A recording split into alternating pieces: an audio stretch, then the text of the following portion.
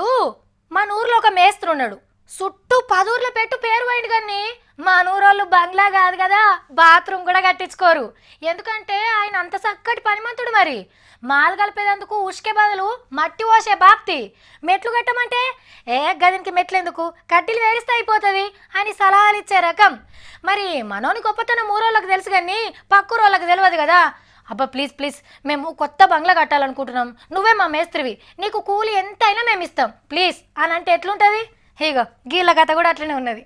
ఇంట్లో ఈగలు జోపుతుంటే గింత కూరయ్యవా అని వచ్చిందట వెనకటికి ఒక ఆమె. గిట్లనే ఉన్నదుల్లా జార్ఖండ్ రాష్ట్ర ముఖ్యమంత్రి సార్ ముచ్చట కూడా. సడీ సప్పు లేకుండా నిన్న హైదరాబాద్ లాలిండు.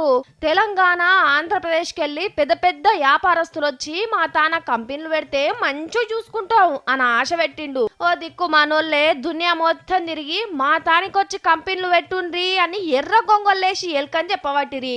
అడుగు పెట్టుడే ఆల్చం, పర్మిషన్ కాగితాలే చేతిలో పెడతారు. మా తాన మంచోళ్ళ కంటే మందిని ముంచే కంపెనీలే ఎక్కువ ఉన్నాయని కూడా తెలియనట్టున్నది.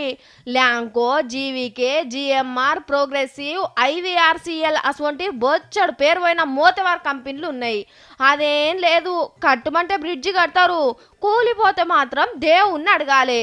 మీరెవరు మేమెవరం అంత పైవాడి లీలా అని ప్రవచనాలు చదివి చేతులు మీదికి లేవడతారు జర పైలం. కావాలంటే కలకత్తాల బ్రిడ్జి కట్టిపించుకున్న మమతమ్మని అడిగితే ఇంకా వివరంగా చెప్తుంది. అన్ని కంపెనీలు గిట్లనే ఉంటాయని కాదు, ఇట్లున్న వాటి గురించే చెప్తున్నాం. అటెంక మీ ఇష్టం మీ నష్టం.